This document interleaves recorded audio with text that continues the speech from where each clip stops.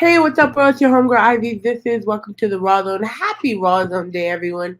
As usual, you can find us everywhere at www.rawrzonenyc.com.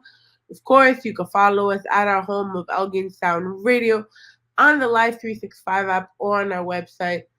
Once again, click the links below in order to tune in. You could also catch us at our home of Booster 82.3 FM on the Live 365 app Wednesdays, 8 a.m. Eastern Standard Time.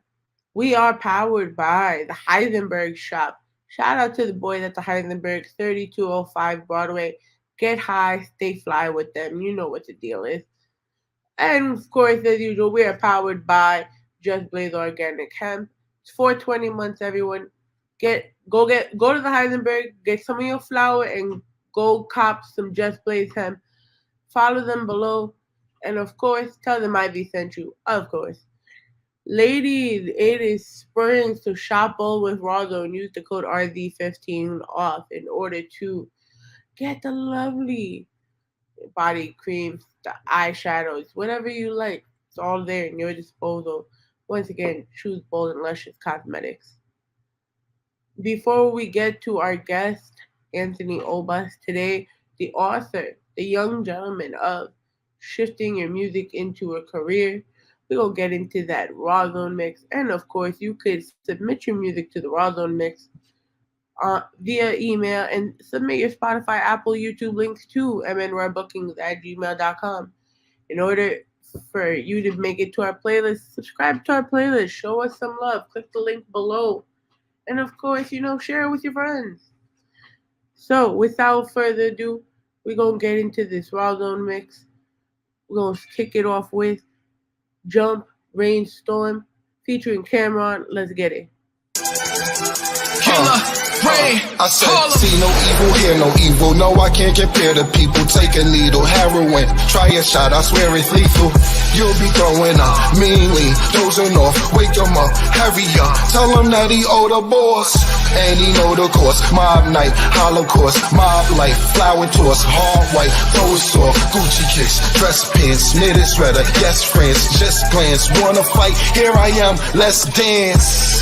Do-si-do, you looking like a lovely hoe. 1, 2, bloody nose, drip down on his ugly clothes. Got what you wanted, I make it stick. Ain't gotta be handicapped, man, make a wish. What you want, Lake of ticks, ski slopes, major trips, razor to your neck, disrespect, I'll lay it stiff.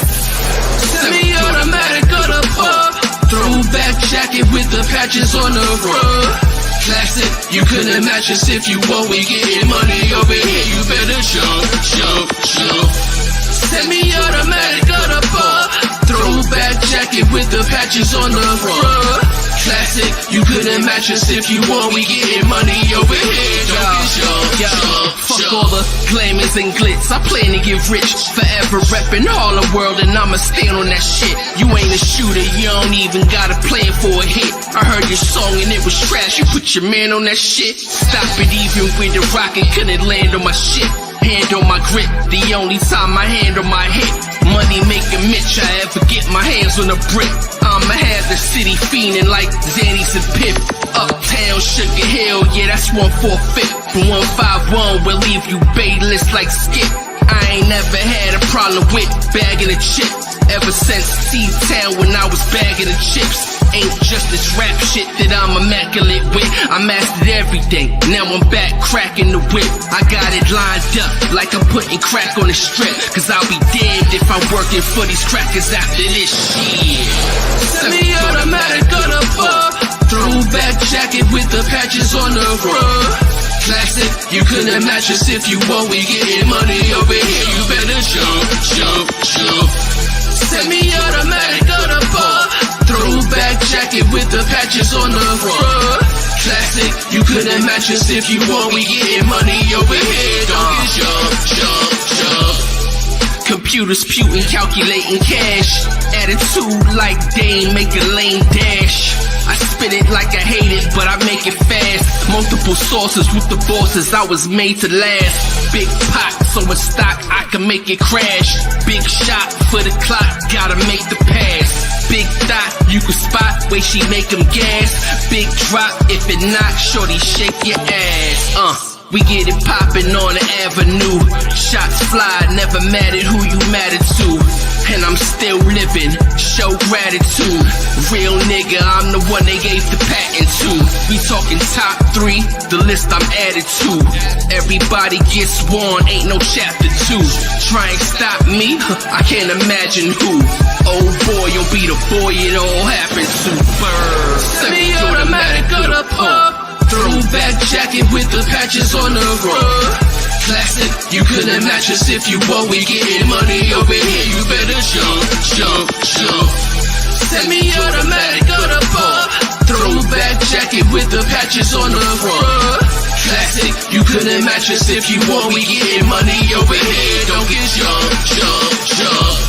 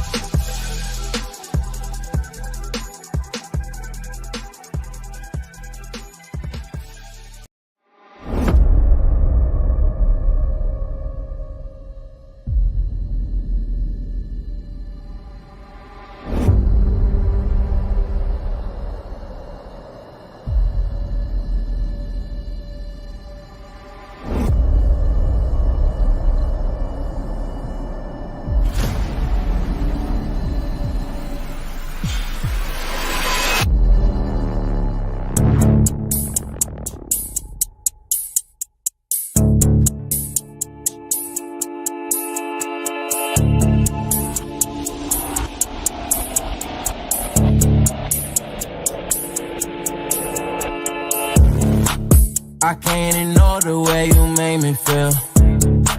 You must admit, girl, we got something new. I hear the eyes can never tell no lies. The way you looking lets me know I'm right. Forget about them blues, let's get caught in the rhythm. Forget all your worries and lay your past behind. Now hit the big game, wanna make you a victim. Place your hand in mine, together we can find that silver lining, that silver lining. It's so clear to say, together we should be. That silver lining, that silver lining. Despite our tragedy, we set each other free.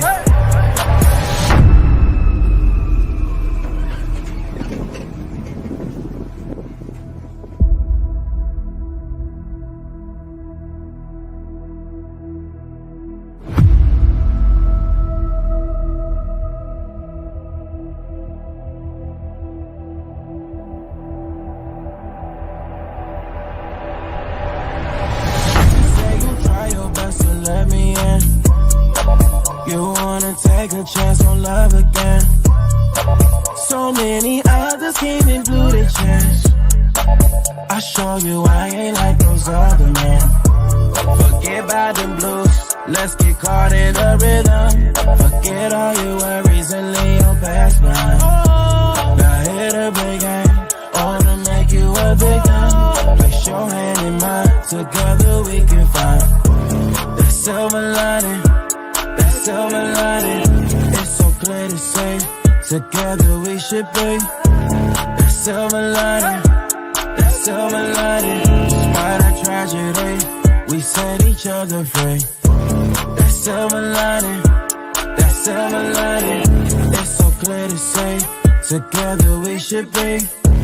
That silver lining, that silver lining. Despite our tragedy, we set each other free.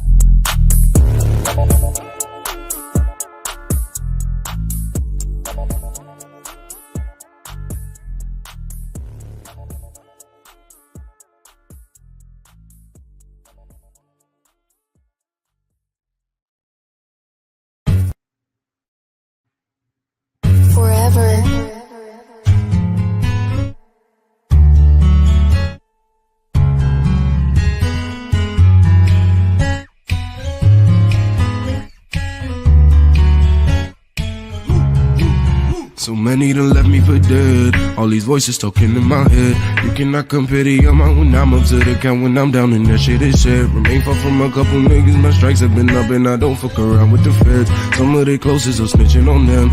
All of my closest give snitches a dent. Then hop in the van and do it again.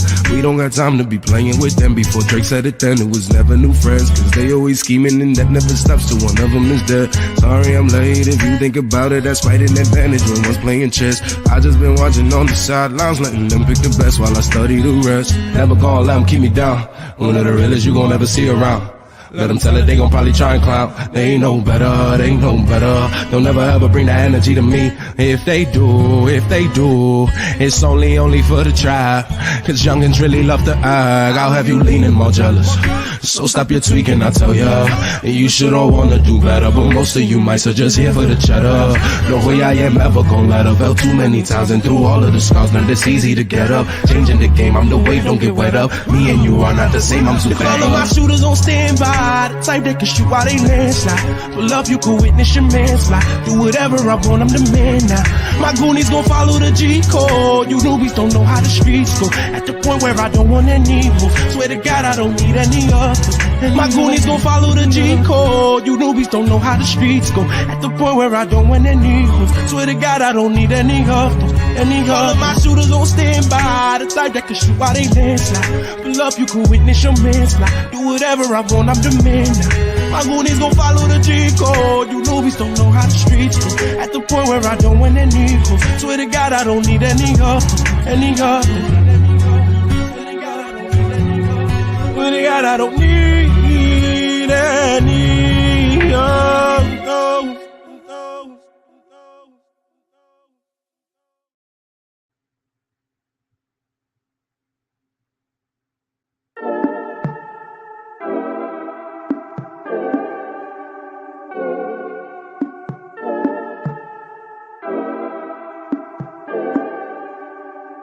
Look, 100 rounds in a place. Grab a cup, what you drink. Casamigos to the face. Look, how I feel away. Lot of things on the plate. 100 words what to say. Look, beautiful mommy. Be the life of the party. I'm on your body. Play my heart like Atari. I know you want control, but I'm giving you Harley. Cause my heart like a zombie. So I'm sorry, not sorry. Look, I make that body shiver. I make your whole body go and quiver. I hope one day that you never forget the times that we had, the love that we shared. Oh, where you are, by sunflower love. Cause your heart's so pure, and your soul made of gold. And I want you to know, just in case you don't know. I ain't gon' sit here and say too much. You could just tell by the look on my face that I had enough. Watch your tongue, said I did too much. None of that shit you talking is bad enough. Shorty, you mad as fuck. I've been trying to meet you in the middle of the tunnel, but it's dark, so I'm sparking up a light on me. You will see through. If we ever dated me, you can breathe through. Shit is simple. Understand you get sentimental, but you ain't gotta get tough, get rough, just to let me know what's on your mental. I'm a demon, but I'm not out to get you. Can we ever date it, we can breeze through. I can teach you to go crazy for women. I just play my position. Boyfriend number one, night number two. I don't like being disposition. Used to go crazy for women. I just play my position. Boyfriend number one, night number two. I don't like being disposition. Where you are, by sunflower love. Cause your heart's so pure, and your soul made of gold. And I want you to know, just in case you don't know.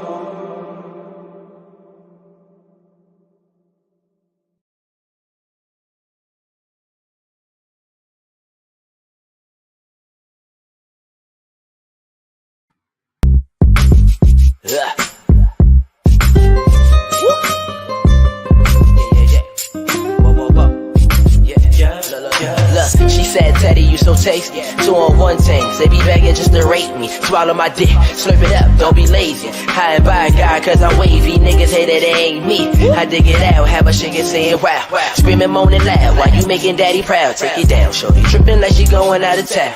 Grills up in my mouth while I eat it like it's chow. Look, I'm a daddy die. Beating on your back, begging me to stop, and I won't, cause you nasty. You slapping on my knob. Dougie with the locks, while we fucking to the locks. I'm just saying, if you don't get the picture, you get crack. Moral of the story is you fucking with a thot. You know we ain't gon' put a ring on it, so baby let me put that thing on it, yeah. Baby girl, bring it right back. I like it when you turn around and bring it right back. You know I wanna see you naked. I like it when you wanna sound like a Jamaican. I got some dick up, you can take it. A couple shots and how you leaking, yeah. She said, is that right? Keep backing up and I'ma give you that act right. You know the Henny get her wasted. She said my dick is so tasty. Straight up, no chasing.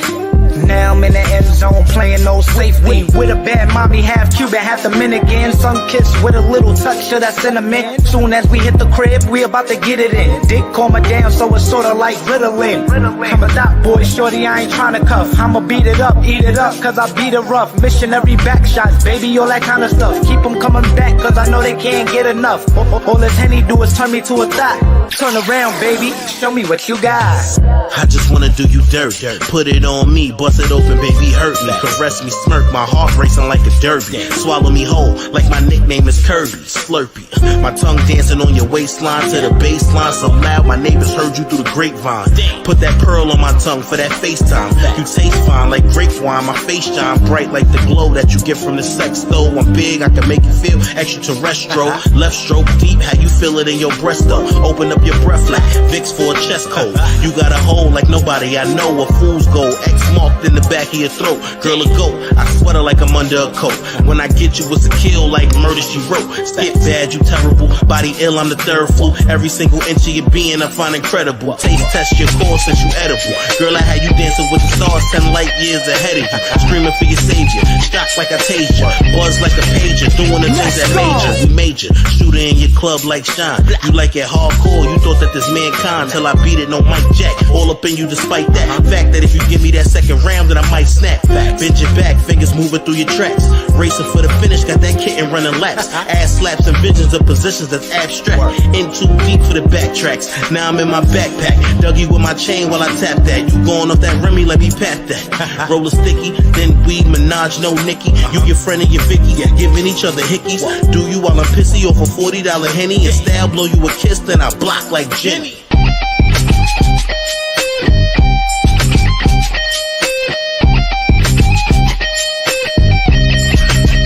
Let's go!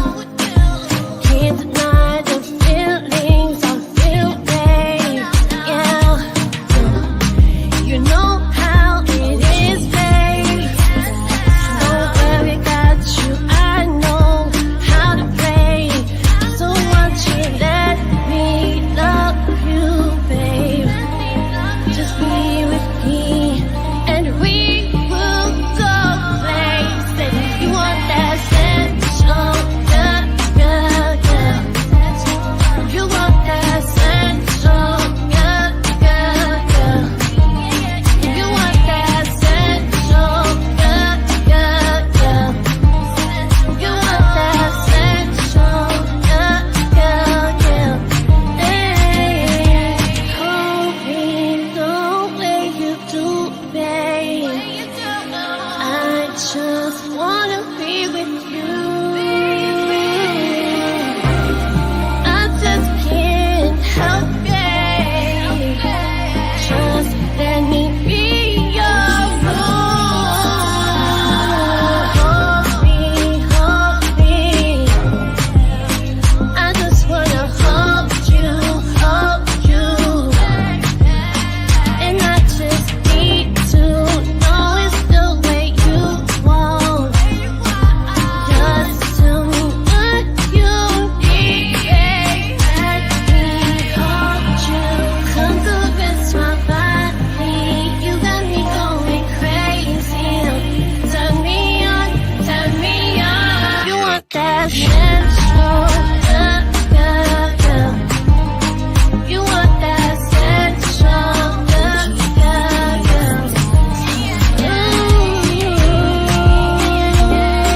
babe. You want that sensual,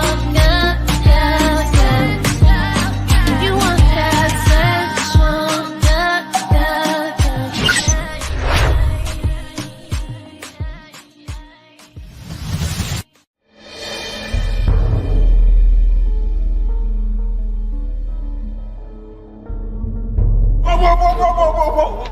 Whoa, I don't need that energy. Nah, I need the vibes.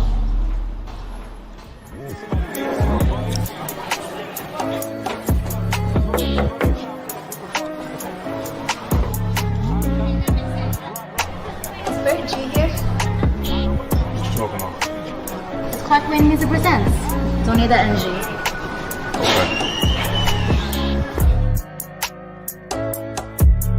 Don't hit my phone, little bitch. Out of the country, maybe I'm dead. Don't hit my phone, little bitch.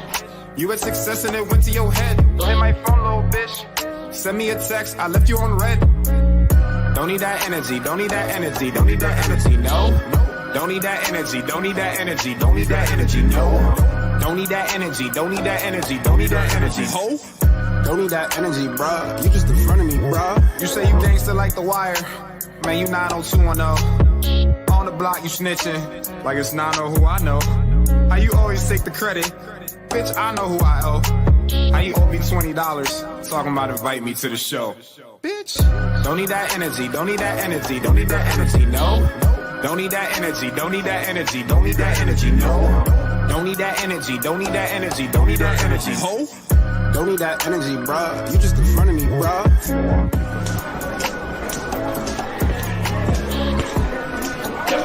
I'm gonna shut down this party right now. What's whack, man? That dude is whack. Why? It's good. No, you don't. No, it ain't. Yo, I'm you know the money he owes you for rent? He's using it to throw the party. My money? Yes. Your money, okay? And don't get me started. I know what you're doing at church. You put the dollar in the collector plate, take $5 out. I'll tell Jesus that you ain't gonna be taking to heaven. So you gotta shut down this party right now. Right now. All right, let me get my belt. Tell my boss, better fix your tone before you speaking, yeah. I just quit my job before the weekend, yeah. Better pay me what I deserve, oh, bitch, I'm leaving, yeah. Papa need to snatch what you owe me, weird. You ain't that one with your phony beard. Big mood, end of the summer, I'm cutting you off, yeah. Big mood, yelling on Twitter, you could've just called, yeah. Big move, unhappy at home, so you pray that I fall, yeah. Bitch move, bitch move, bitch move, bitch move, bitch move, bitch move.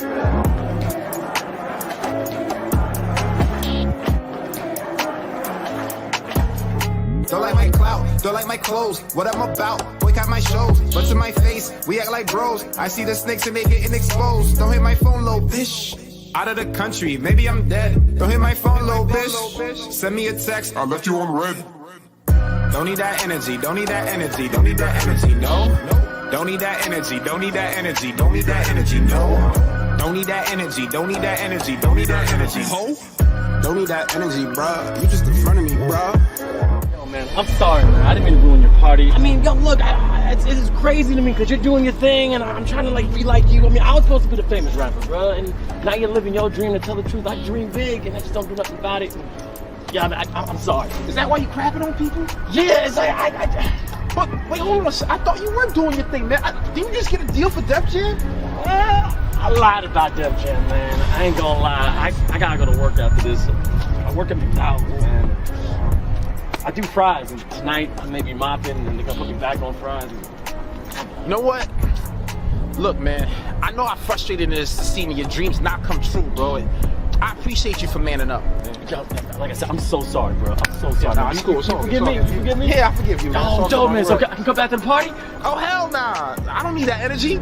See you, man. But Grandma could come. I'll see you later. I'll give you all the free fries at McDonald's you want, man. They got the super strawberry shake and the big McDowell Big Mac.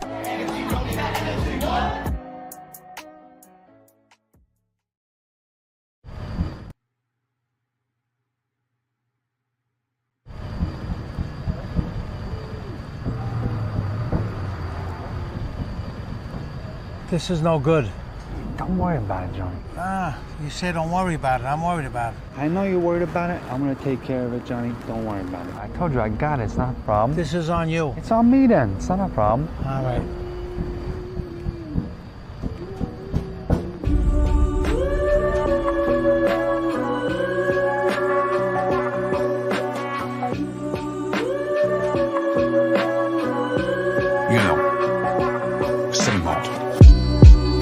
My father wasn't a wise guy, but he was smart, he knew that I would've died. I grew up in Canarsie with Swiss armies and Chris Farley's who went so soon, and that's the byline. So we moved me out to the island. I learned passive aggression instead of violence. I started seeing attention instead of diamonds. I started seeing depression when you were smiling. I met a girl who had a Tesla, met a mother. She never mentioned her. I told my sister I'm treating this like it's evidence. I think I cracked the case, there's a distance and then a level up. I ain't like you. So I pulled my family closer. I found a balance like I was hanging a poster. It's part of me seeing pleasure being a joker. But read the ledger, that party's over. I keep it all in the family. I think that's how they'll remember me. Keep my name alive. I keep it all in the family. That's what my father taught me. I think that's how they'll remember me. They better remember me. So what happened? I had to do what I had to do. Nobody gave you the okay. The bull's on you, huh? You were supposed to keep it all in the family. It's supposed to be my job.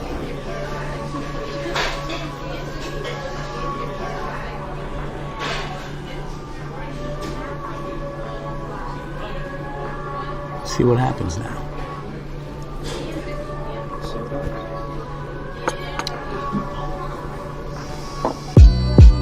Gotta run, but it's on the table. My mother's cooking sauce while I'm rocking the cat's cradle. I'm smiling, I'm pissed off, nothing new, it's a crab's table. I'm trying to see it through, so I tear up the black label. I know all this drinking is unstable, but thinking of one way, it's like fooling on 1 April. I'm dissing and disgraceful, I'm riddling, staying halo. I'm Iverson's one sock while he's dribbling, disdainful.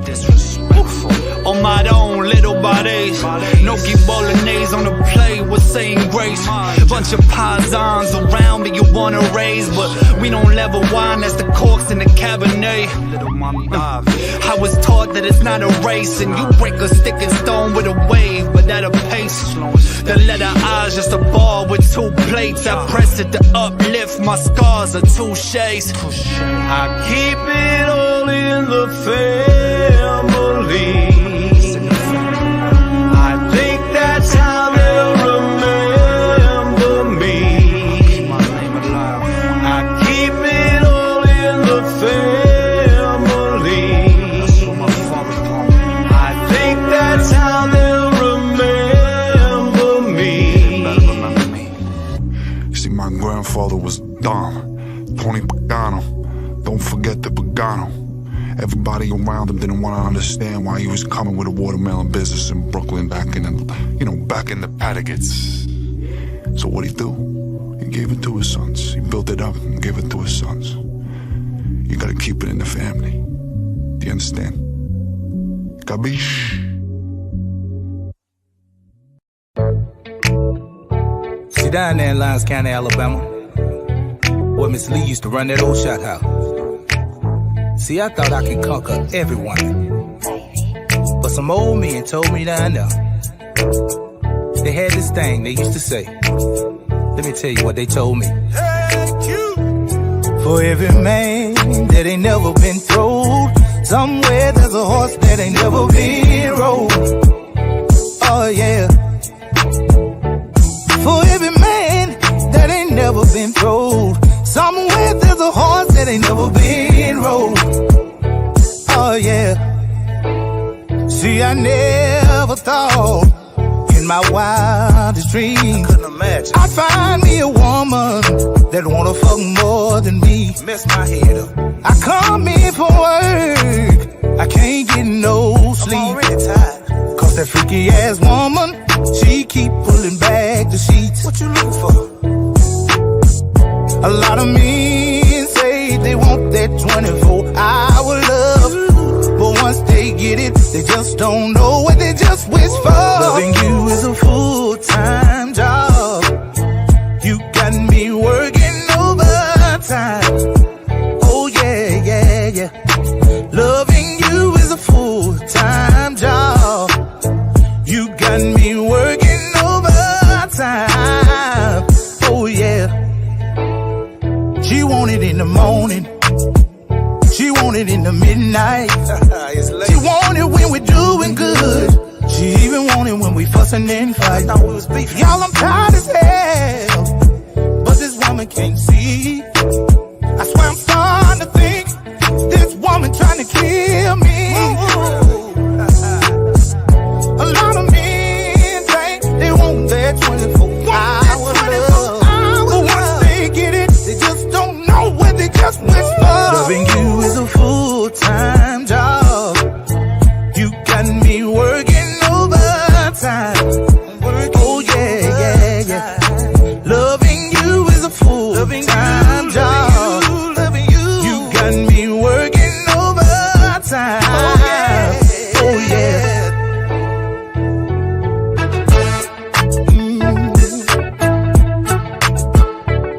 Come on, play the song.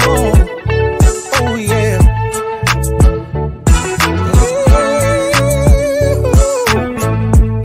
Oh yeah, yeah. Oh yeah.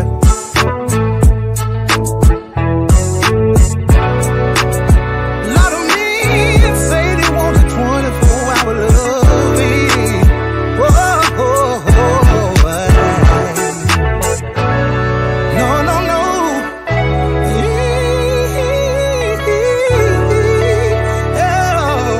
Oh, I'm tired. Cut it off, right?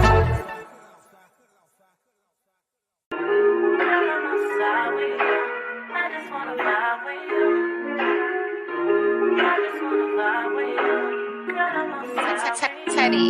Girl, I'm outside with you. I'm just tryna vibe with you. Girl, I'm outside with you. Outside with you. I just wanna vibe with you. I'm just tryna vibe. I just wanna vibe with you. Girl, I'm outside with you. Loving how you tell me, yeah, I love your vibe. Loving how you feeling when I'm on the side. I know how you hit it with them other guys. Don't block your blessings, can't know you're mine. Lighting up the grill, smoke up in the air. Blue cups, good vibes, only over here. Sitting on your lap, whisper in my ear. Look who watching us, I don't even care. You keep coming closer while I'm on your thighs. Right into my ear, tell me what you like. Yeah, I should run under moonlight. We outside, yeah, we Girl, outside. I'm outside with you.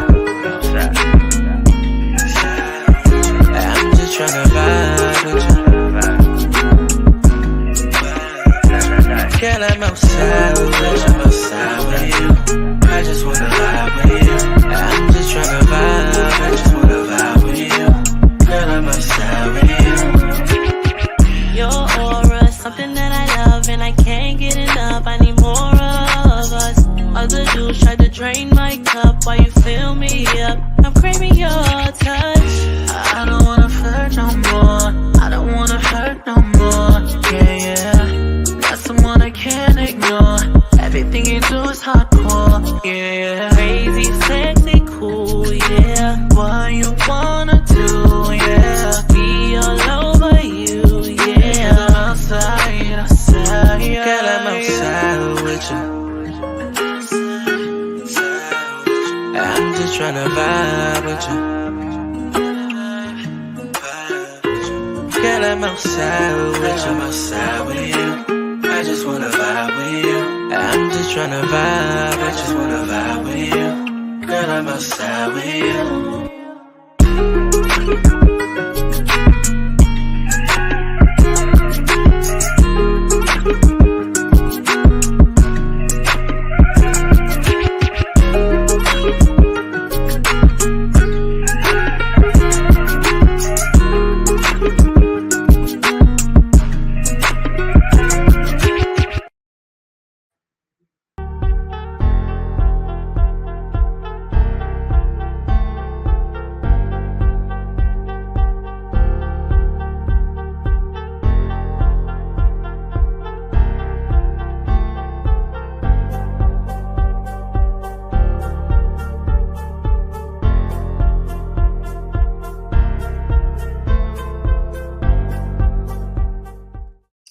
Greetings and salutations, everyone. Happy Rawrrzone Day, motherfuckers. We are here. We've gathered. It's a good day in the neighborhood. You can catch us everywhere at www.rawrzonenyc.com. You can also catch us at our home of Elgin Sound Radio, Tuesdays, 8 p.m.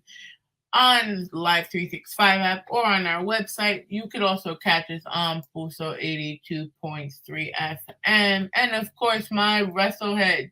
You can definitely catch us on the Rambo Mania Network. Watch SmackDown on SmackDown as myself. And at the moment, Ace Bradley or our friend at Rambo Mania will sit down, talk the good, the bad, the ugly of what's SmackDown on SmackDown. Guys, gals, remember we are powered by Bold and Luscious Cosmetics. Shop bold with Rawrrzone. Use the code RZ15 off. Get your girl something nice.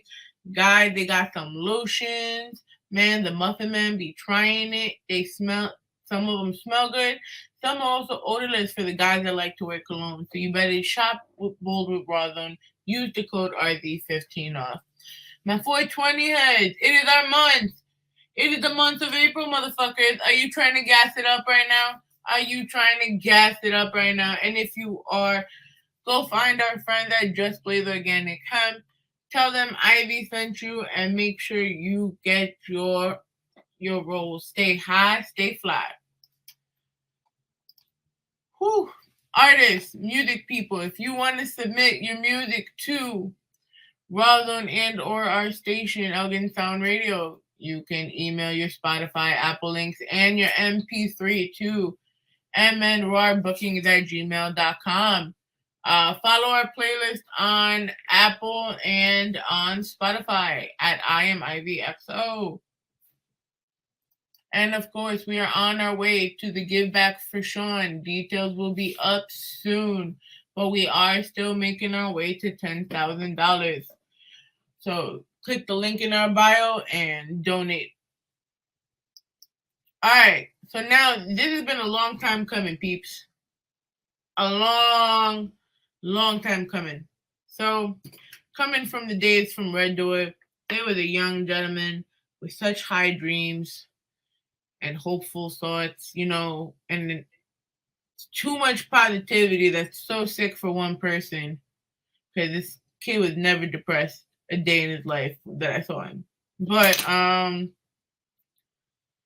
he was a student at Syracuse University, coming all the way to Queens, New York, to work at Red Door, to gain insight on the music industry. And since the age of 19 years old, this young man has been pioneering to teach not only artists, but as well as other brands how to market themselves better and to create a legacy, essentially. He uses his marketing skills from different industries to benefit people he works with on a daily basis. Before the age of 21, this young man published his first book, Shifting Your Music into a Career. Look at his baby face, though. He's so adorable. baby. That's why I'm sorry. I'm trying to be so serious, but it's when you see somebody grow up,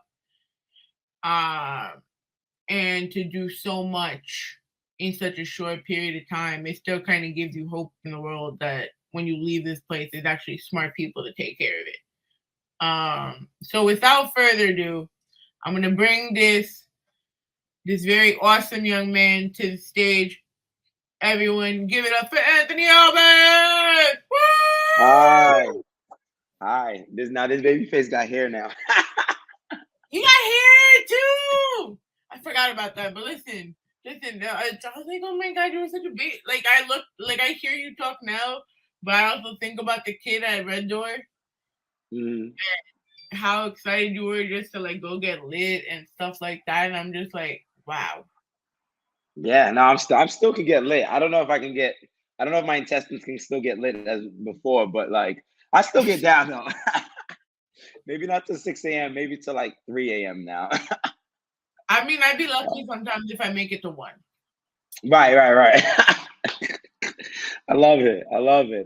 What's up, Rawrrzone? What's poppin'? Man, I think the last time you were on the show, I think it was still called Monday Night Raw. Monday Night Raw, yes. Oh my God, 10 p.m. on a Mondays. Yo, I didn't have no liver after 10 p.m. on a Monday. Because it would be Miko, then it would be Blackout, then it's straight. Yeah, you had the bangers. You had the banger slots back to back to back. So no, but the worst part was when we did that 6-hour show. When was it? Was that? Oh, I don't think I was there for that day.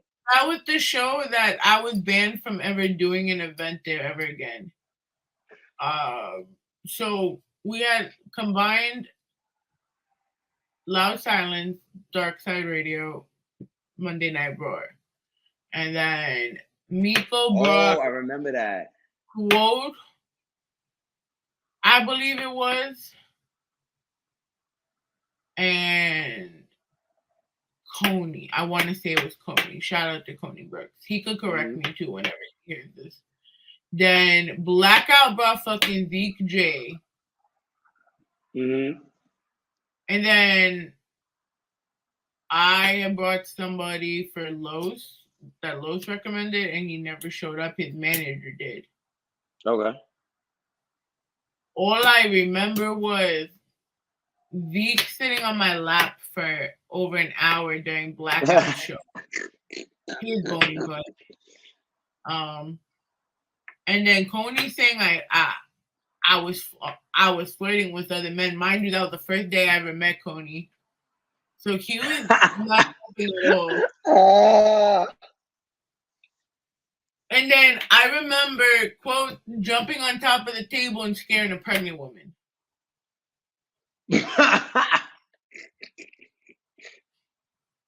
If you ask me what we talked about that day, I couldn't tell you. Couldn't even remember. But let's start from there.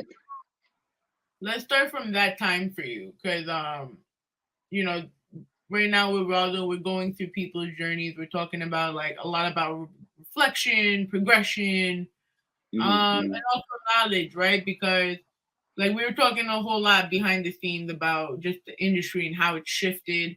And I love your insight on certain things, especially if you haven't followed him on Instagram, go check him out. Check the Obas rants. Learn something, fuckers. Yeah. You were what, 19 when you started coming around? Yeah, 19. Yeah, 19. Yeah, 19. Yeah, 19. Okay. Yep. So let's start with the mindset. What was the goal? What made you want to do this, and how like go that route? So originally I never had plans on being in the music industry. I had plans on just being in sports. I started out when I was at Syracuse. I was like, hey, I'm trying to get back into sports. And I was on, I don't remember the channel, but it was like the sports thing. And I started doing these kind of the sports entertainment. So I tried to take the Stephen A. Smith approach.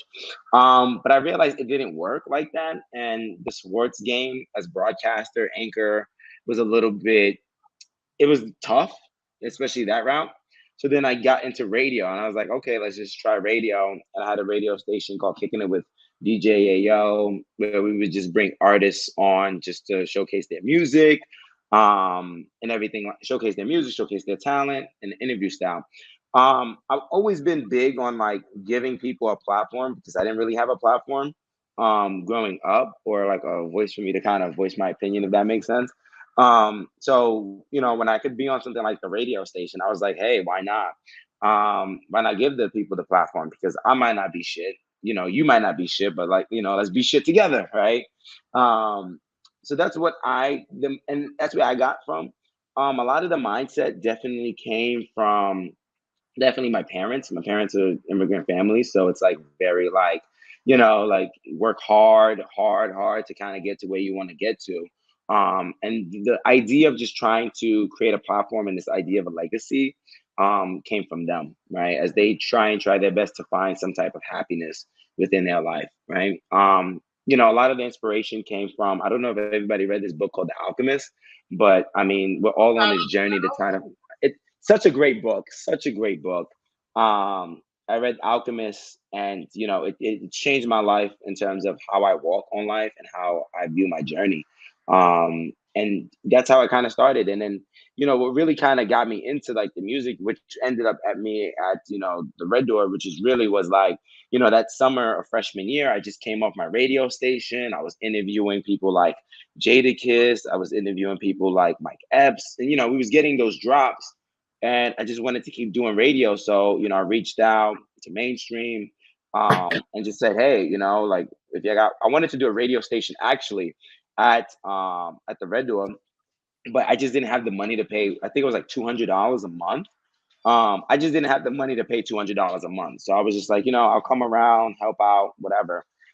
Which I think which is a great, you know, barrier to entry, for me to understand kind of the New York City scene at a very young age at 19, which laid the foundation. But a lot of that changed now that I'm about to turn 25.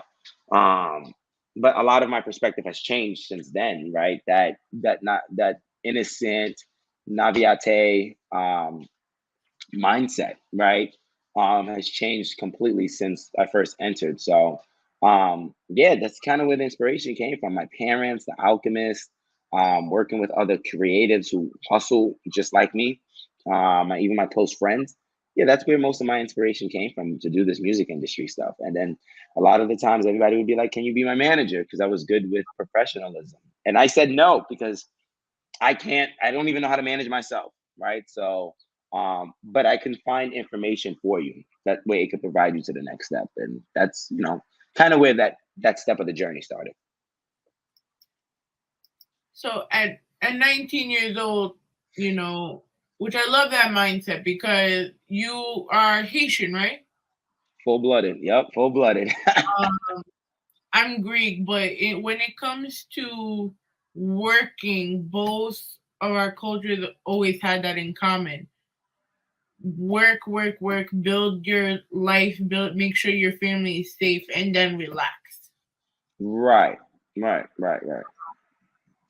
And not many 19-year-olds have that mindset. Because at 19, sorry. At 19, like you're mostly like go to college, party, you know, drink up, smoke up, whatever. And don't get twisted, I was still partying and stuff, but like, you know, if there's one thing the Alchemist showed me is like, you know, live today with purpose, right? Live today with meaning, right? And like at 19, a lot of that came with like, yo, like wake up. Like you're not gonna, by the time you turn 24, there's no guarantee you're gonna have a job. There's, you know, by the time you turn 27, there's no guarantee you're gonna be in the same place you was at 19.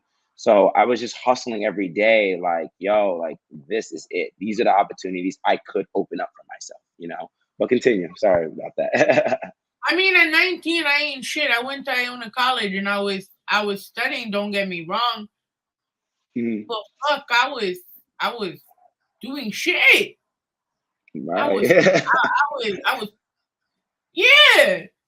That's all I can say about my college days. But where did the concept of the book came from? Cause you published it literally a day before my birthday in 2019. Yeah, so the concept of the book has always been around because, I mean, so 2017, I started writing blogs on independent artists, and like the blogs were hitting. You know what I mean? I was averaging like 500, 600 views. Like, shout outs to, I got to shout outs Tiff Dollars as well too for always being a great support. But I was averaging like 700 views on a post, and I was like, yo, like this is going crazy, right? Like, and even though I was writing articles on artists, I have a bigger interest in writing about the music business and how to survive in the music industry, right? So I started reading Ari Herstand, Donald S. Passman, a couple of other books that I'm like some Gary V books, some books on marketing, and I started reading some of these books, and I'm like, yo, like these books are so insightful to the music industry game and to the entrepreneurship game, but these books are just so like they're not related to somebody like you and me who are just like your average people, your average blue collared, kind of like, who's just trying to break into the industry, right? Yeah. And I'm reading these books and I'm like, the vocabulary, it's just like, for me, it's like, I understand where this comes from. For somebody that's just starting out, like these vocabularies will throw you the F off, like, terms of agreement, royalties, advances, what is licensing, like all these terms. If you just don't know these terms, it's going to throw you off guard. Like, composition, the difference between being a composer of music versus a recorder of music is two completely different categories, right? So my goal was, I was like, let me take these music books and simplify it into more of my terms. So which was more of my thing. So that began, I started that process in 2017, and I said to myself, yo, keep it lean. Don't try to go for 400 pages, because the problem is with these books is these books get out of date. You know what I mean? Everything changes within the music industry, from, just people just not, people just not listening to people. And it's like people just changing. You have technology constantly changing. You have, what else do you have that's constantly changing? You have, new cultures emerging and stuff like that. New cultures are emerging. So a lot of this constantly changes. You know what I mean? So we need to be proactive, right? And constantly drop books that are constantly informing people on the industry on a consistent basis. So I was like, yo, let me just keep it lean. So I did 46 pages on the first volume. The second volume is going to be a little 100 pages because it's been 2 years. It's been, no, excuse me, 5 years or 4 years since volume one came out. But it's all concepts that still apply today. So I was working on it in 2017, but really the rush came out in 2018, man, especially like the third or fourth quarter when things was just not working out for me personally, right? Between like my health, my mental health, my physical health, certain relationships that I lost between like business partners, friends. And it was just like, yo, what are you doing? Like, what is the legacy that you leave? Because people were making me, and don't get it twisted, I'm always the bad guy in people's narratives, right? But it's more the Oh, me importance too. of this. You know what I mean? Like, that's what I'm saying. I'm always the bad guy in the situation. But the thing is, what is the legacy you're gonna leave behind? Because I thought people were just really generally just trying to take me down. You know what I mean? And it was like that, right? And then in 2018, at the same time, a lot of people don't know this, but I got an opportunity to work for Sony ATV Publishing in London. So I went out to London for 6 months to do research out there, which that actually aided the help of me speeding up the book, actually. And then, I was like, once I come back from London, I'm just dropping it. And since then, it's not been it hasn't been my biggest regret to this day. You know what I mean? I was like, fuck it, let's try it, let's do it. We don't know what it is. Got that shit copyrighted. And 2023, we're here with volume one. 2023 of September, we're dropping volume two. So About that's it. time. it is about time. But a lot of things changed, and I think definitely the pandemic really like made it have to step back for a second. I think I was again when I wrote volume one, I was writing it. I was writing it from the perspective of like, oh, I'm coming from a place of like, I gotta get it off. I gotta show y'all what I do. You know what I mean?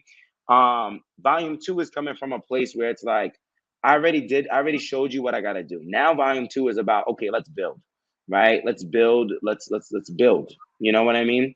Um, that's why volume two took a long time, and there was just a lot of things I was experiencing between 2021 2022 to lead into 2023 that a lot of people need to catch up with, right? How to like, I went on tour last year. A lot of people, I'm the first person that generally says that I went on tour. Like I went to Texas, I went to Georgia, I went to New Orleans, like as an MC. You know what I mean? Like I MC full time now. Like there's not a lot of artists that understand like a tour is hard to produce, right? Like you're in a trailer, you're going from hotel to hotel, you're bringing in a full production. Like you're bringing in, for us, we was bringing in a whole production, equipment like merchandise. You're bringing in stage design, right? Like a lot of people go on stage these days, and I can't go on a stage if it doesn't have a fog machine. I can't go on stage if there's not a light person or somebody working the boards. Like my look on live performances is completely different from originally when I was going to attack volume two, if that makes sense. You know what I mean? Like, so that it had to I had to have to incorporate that. Even like, even though the book is done, I like this morning, I'm like, I gotta get this chapter in. Like there's always something that's happening that I want to add, right? And that's the hard part, right? About everything, right? So yeah. Volume one. So we talk, while you talk about putting this book together, you talk about struggle, right? Yeah. So this is your light in the end of a dark tunnel, essentially. Yeah. During that time, right? Because a lot of this is reflection. Who was supporting you at that time? Because I do remember certain things from where you feel like you were put as the bad guy, because during certain times we were kind of put at that same time at the same moment. Right. So I understand where you were and where you were coming from at that point. Right. But who was having your back while you were fighting the demons? Because you're here creating not only opportunities, but you do provide support to your clients, whether it's emotional, because I know for a fact if I message you right now, yo, I'm down, something's wrong, you're going to tell me, what can I do for you? And you haven't seen me Nico shit. So right. Who made sure Obas was okay? How did Obas make sure he's okay? Right. At that time, a lot of it came from my friends. Again, like Tiff Dollars was a good lookout.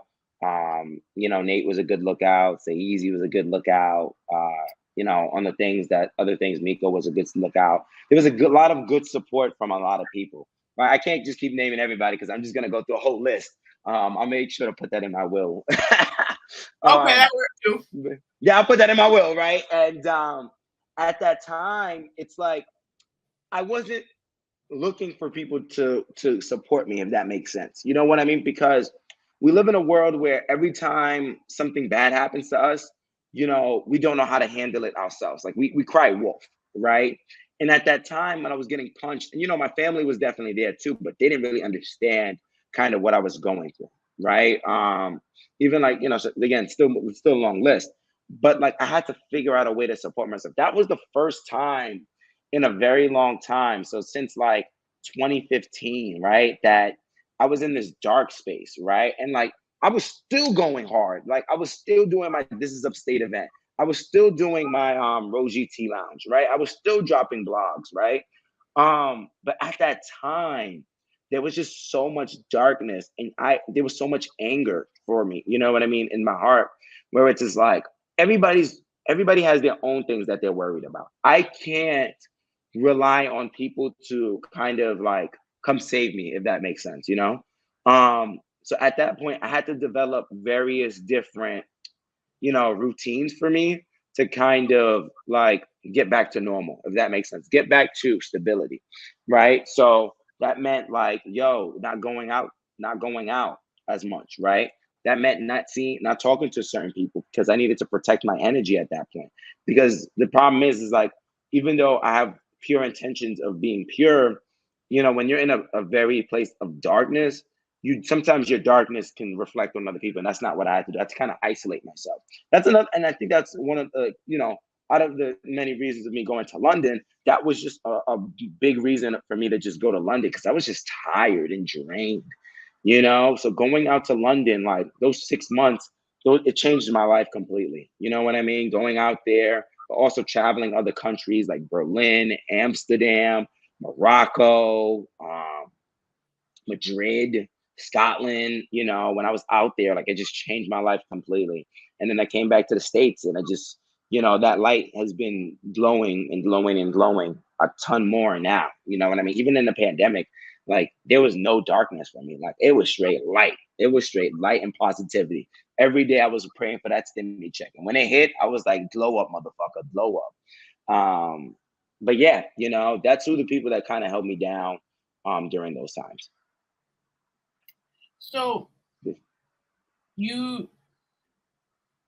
what did traveling to London teach you about not only the music industry? Because I know you could tell me a whole list of things, but what did it teach you about yourself? What did it teach you about what you needed to do, other than, you know, avoiding certain people to protect your energy? Because I think that's just a lesson I didn't really learn. Being in London told me that you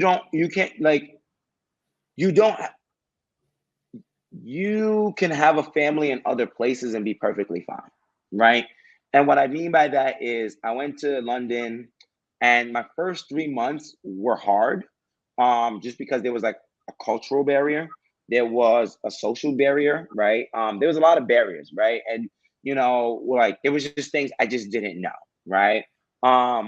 And within, you know, the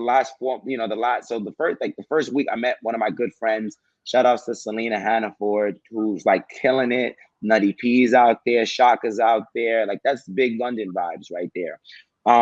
And you know, I met with Selena, who's also starting the same path that I was on, right? And you know, going out to London showed me that I didn't have to limit myself to New York, right? Because that's the problem. Like even though I was traveling a lot, before London, so I was in New Orleans, South by Southwest. You know, I was doing all these things. I always came back to a family. I always came back to New York as like the basis for family. And I thought that was the only family I had. When I was in London, I realized that I can socialize with other people. I can at least establish another family. So it was more about like, when I went to London, like, don't restrict yourself to the area that you are. You can go to another place, another state, another country, and you'll be perfectly fine. You'll find your friends, you'll find your niche, you'll find your community. You know, like you will find it. James Baldwin talked about this in Notes of a Native Son, where he found his own community, right? But you can't come at it at the same New York energy, because some people might look at it completely different. You know, they might look at it like, oh my God, this is hostile. Or some people might look at, oh my God, this is amazing, New York, right? So that's what London taught me. And going to areas like Berlin, Amsterdam, Madrid, Morocco, it taught me to like tone down a lot of that energy and kind of like, yo, just listen and be acceptance of other cultures and be open to growth, right? And that's what brought me back to, you know, to the States. You know. So we went through all of this, right? We went through, we reflected, we came out better, right? Right. 2020 came and fucked it all up. Yeah. COVID-19 happened. What is your thought process, being that you're the overachiever, the everything schedule point analytical? Oh, I'll be honest with you, 2020 was probably, a lot of people were in dark places, and I don't want to constantly, you know, I'm not shitting on other people. I'm just talking about more about my experience. But 2020, right? So February, like I started out the year with new goals. I said every month I'm going to sell 10 books, right? February comes around, I had 2 speaking engagements back to back. It hit. March comes around, everybody's talking about, again, COVID was talked about in November of 2019, but it didn't really start heightening until February, like around February, March. So everybody you said what happened? It was after the Super Bowl because that's where the first couple of cases got caught in Florida. Right. Yes. In the Super Bowl, right? So I'm sitting there and I'm like, all right, whatever happens, happens. Everybody's panicking. Everybody's like, what if this is the last time I see you? I'm in Syracuse, whatever. And for me, I'm just like, I'm living my life day by day, right? Like whatever happens, I'll be prepared. I'll be ready. I'll be ready to go. So then, I remember this perfectly well. It was the 10th of March of 2020. And my school was like, yo, we're shutting down because of COVID. And I was like, oh, really? So I start laughing and I'm just like, oh shit. And I was like, you telling me I get to go back home early? People are panicking. Like I start to see what the hysteria looks like, right? And I'm like, oh, people, wow. Like, people are just like, yo, how am I gonna see my friends, whatever. So then that Thursday night, there was like a big party up in Q's. Everybody saying their goodbyes. They're crying, da-da-da. And I'm just like, I'm happy as a motherfucker because I'm like, you telling me that these classes are canceled, all this other shit. I'm like, thank God, I'm tired, whatever. And that Thursday, everybody, like, I remember that Thursday, I came to my class. Have that reaction, by the way. Yes, I was like, I'm lit, whatever. That Thursday comes around, I pull up to class. It was like my brand management class. The guy didn't even know what to do because, with the whole COVID situation, whole COVID protocols, everybody was panicking. He was like, yeah, not a lot of people showed up. I pulled up there. I had my hoodie on. My breath smelled like tequila shots, whatever. He's talking. He already does not like me. And I'm like, bro, this is the last time I got to see you. Thank the Lord. At least I went out with tequila shots deep, right? And, after that, like, people just went home and stuff like that. And, I was supposed to leave that Thursday, but I with my boy, shout out to Zane, who I just did this last event with. We left that Saturday, and oh my God, the city was blocked out. Nobody was out. Like they told everybody to stay home. I didn't know what the unpack of COVID would be. I didn't even know how long it was going to be. Whatever. I started to realize so the fear started to pick up. Fear of not seeing friends, fear of losing job. For me, there was like also like all my classes were now remote. I'm like, I'm not going to these classes. Like I got things to do. I'm with my family, whatever. Like, if anything, the pandemic, there was a lot of positives that came out the pandemic. And I'll talk about that shorter. But now I'm with my family, but we're all going through the hysteria together, right? The panicking of like scarcity of food. What was it? When people were scared of toilet paper and paper towels. So they were racking up everything and the BJs and shit for toilet paper and water. And I'm just like, yo, what? Don't forget the disinfecting products. The disinfecting products. So for me, I didn't know what was going on right now. So so at this time, it was so good for me to start reading on books, watching some TV shows. Like I was living the best time of my life because I didn't have to go to classes. I was fake doing work. And, my structure of normal runs was out the window. And for once in a while, I could just genuinely relax and do nothing. And for me, that was like a big revelation to me because sometimes people be like, doing nothing is nothing, but it's like doing nothing is something. Like you have to find a way to distract your mind from all the shit that's going on in the world. Like you had that was going on.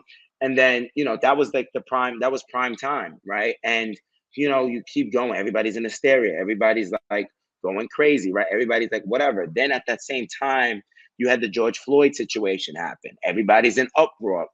Everything is going high. Again, hysteria is heightening, right? The world is really heightening. At this point, it was like, yo, I gotta focus. I gotta focus on being centered, right? I gotta focus on being, and it's not even for me, I wasn't even on social media like that during the pandemic, to be honest with you. I might have dropped a couple posts, couple rants, and kept it moving because everybody's online presence was there. I found it an opportunity for me to develop my online presence, or if not develop it, strengthen it, right? I was doing my check-ins with people, catching up with other people that I haven't been able to catch up with. going on these runs and stuff like that. But I was also thinking about like my trajectory in terms of my career, because I couldn't do, no one could do events. No one could do events. And at that time, my first 2 years, I was like, events is what makes money. Events is what's going to make me the money. Events is what's going to make me the career. Now in 2023, I don't even rely on doing events anymore to make my money. You know what I mean? Yes, I'm in the music industry, but my books make sales. My public speaking makes sales. My MC sales make sales. Like, you know what I mean? Like, I don't have to rely on artists and events to make my money at these days and age. You know what I mean? So the pandemic actually opened up the door for me to change and restructure my business model. I started taking other classes, networking with people. Like, and one point I started getting closer to people. You know what I mean? And at that time, I was like, I'm not able to make my money off the music industry, so I just took a full-time job. And that was the wrong decision at that time, right? I took a full-time job as a guidance counselor, and I was working a 9 to 5 to supply my 5 to 9. And I was like, yo, what am I doing? Like, within a year, like, there was just so much shit happening, right? Between, I was living on my own at the time, I was living on my own. I was cooking for myself. And don't get it twisted, best time of my life, right? Cooking, cleaning, whatever. But I was living as an adult in the height of like the hysteria, right? You know what I mean? So it's like at that time, I had to really wrestle with myself, and I had to look at people and look at them and be like, are you a direct reflection of my values? You know what I mean? So the people that were like I was cool with, not to say there's no love, but it became love from a distance. You know what I mean? And of course, I caught COVID a couple of times, right? But that didn't stop me from rechanging my mindset and not saying, yo, live day to day, right? Live day to day, try to accomplish things one at a time. That mindset of 2020 to like beginning of 2021 helped me really refine my thought process. And then like 2021, I was like, you know what? I know that COVID is very high right now. Whatever, I'll take whatever precautions I gotta do, but I gotta get out. I gotta get out and travel. And 2021, I was in Denver. I went to Texas. I was in California because flights were cheap. I was like, why am I like? I'll deal with the percussions at that point. Like I was living on my own anyway. You know what I mean? So it wasn't like I was going home to anybody that I cared about and passing over. You know what I mean? If that makes sense. You know what I mean? But I was traveling at that point. You know what I mean? And everybody has their own tech. I don't care what you do with your body, whatever. That's your decision, whatever. But I took the precautions that I needed to do to make sure that people around me were safe, right? So I went to California, and like I was in Cali for 3 weeks. Oh my God, beautiful, beautiful timing, right? I paid $200 for a round trip, and I was there. Like then the stimmy hit me at the same time. My tax return came. I was still working as a cottage counselor, but like I quit the job like literally 2 weeks in advance because they didn't communicate with me anything. And I was like, bro, I don't really care if this. My last day was the day I told you that I'm not doing this work, and they still try to get at me, and I just blocked them. I just didn't do any more work, right? I just didn't. I was like, fuck this shit, right? But like those things helped me to like really define, like, if anything, in a short grand scheme of things, is like, if COVID taught me anything, it taught me to wrestle with the man in the mirror, right? Wrestle with the man in the mirror and be like, yo, not only is the person in the mirror me, but also look at the people around you. Look at the platforms that are around you. Look at what you're saying. Is that truly a direct reflection of you? And if it doesn't, then you're not going to get to the best happiness or the best sustainability. So, and that's what brought me here today, Very, very reflective, introspective. No, I love the reflective introspective, because it's true though, and we both had to go through that, right? Because I thought the same thing as far as it was always back in the day, right? If you're not outside, you're not making money. Pre-COVID. Right. You're not going to events and networking with people.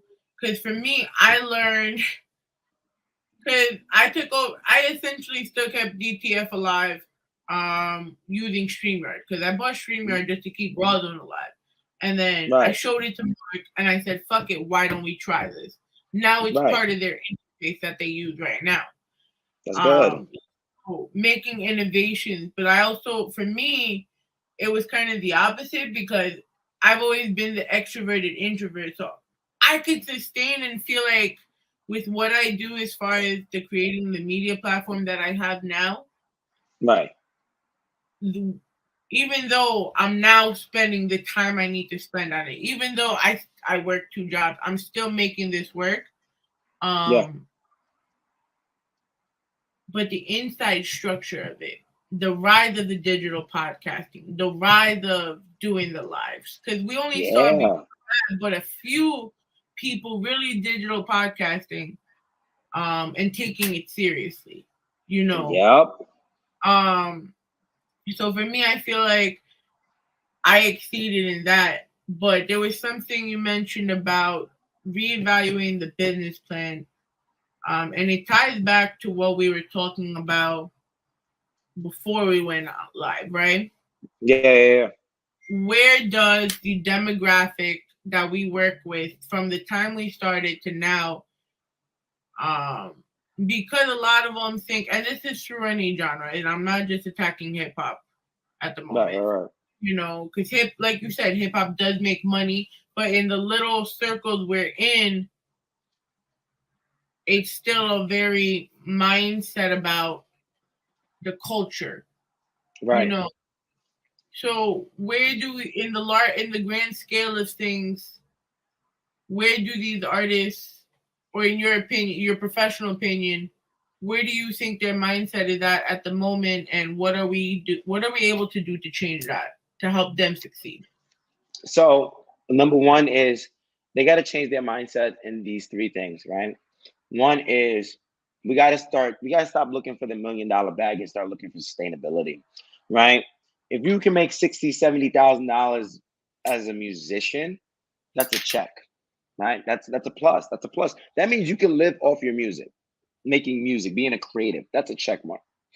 The next thing is mental mindset, right? I think stop going off of like fear of missing out on opportunity and start making the opportunities more calculated and strategic, right? And what I mean by that is like, not every event you have to be at, right?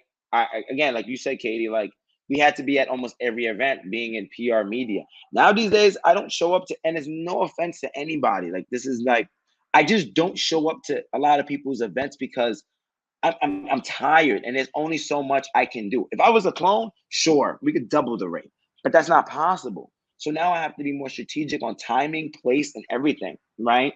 Like, don't get it twisted. I'll share your flyer. I might even buy a ticket for support, of all those good things. But it's about being strategic in terms of, who you show up to, right? And why you show up to. And making sure that you're not in the same circle constantly. And I think that's the thing that happened to me is like I kept being in the same circle all the time. And I kept asking, if you keep asking yourself why I'm still in the same position, it's because you keep being in the same circle constantly. So if you say, okay, why am I in this? It's because you're in the same circle of friends, and you're doing the things very cyclical, right? I stopped doing that. I started doing everything in a straight line. But just when we talk about the genre of hip hop, I think music is becoming genreless, right? Like, hip hop is a culture, right? But when we think about like rap, when we think about like all the components of like hip hop is so much more than that. You have like graffiti is a part of hip hop, MCing is a part of hip hop, right? Like rapping is a part of hip hop, dance breaking, beatboxing is a part of hip hop, right? Like again, that's part of the culture, right? But how do we heighten the kind of like those, what is it, like the five foundations of hip hop? How do we heighten that using other genres, right? Like I've seen metal bands use hip hop to promote hip hop, the culture, right? They've used rap and metal to promote them, right? So we have to start becoming like students of music instead of students of a genre, right? Because I think that messes up our trajectory in terms of entrepreneurs and music consultants. So like originally I wasn't working with metal bands, and shout outs to Christo and Boris, but they brought me in at UAC Management 2021. And the same things that you see within the hip hop business side, you see in the metal side, you see in the EDM side. It's the same thing. So I thought for me, it's like, oh, I'm stepping into a different world, new thing. No, it's the same thing. Like it's the same thing. You'll have 15 people on a bill. People will show up for that one artist, and then they will dip.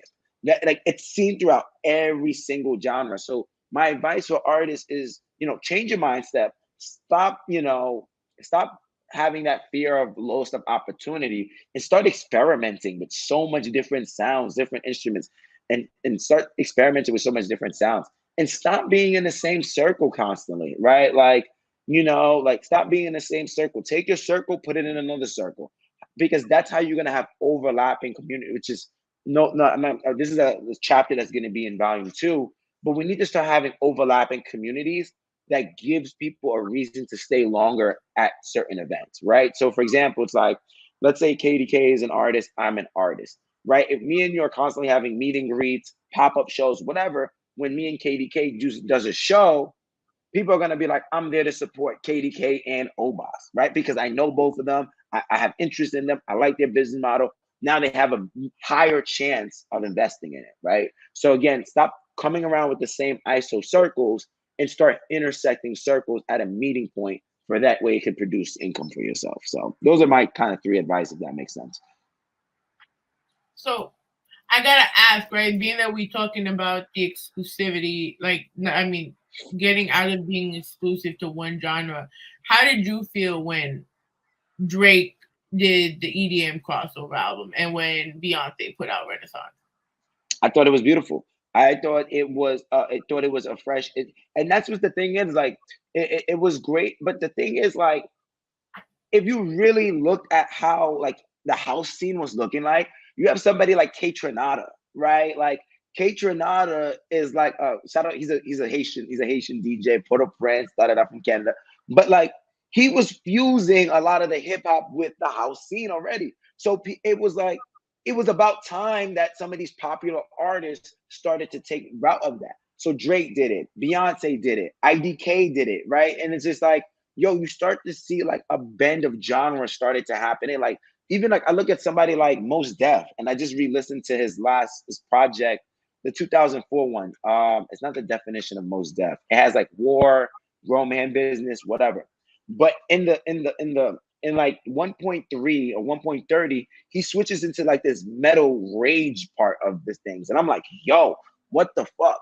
Like even Run the Jewels, right? They're in the same lane as like that kind of fusion of like how like hip hop and metal, right? You have Killer Mike, for God's sake, you know what I mean?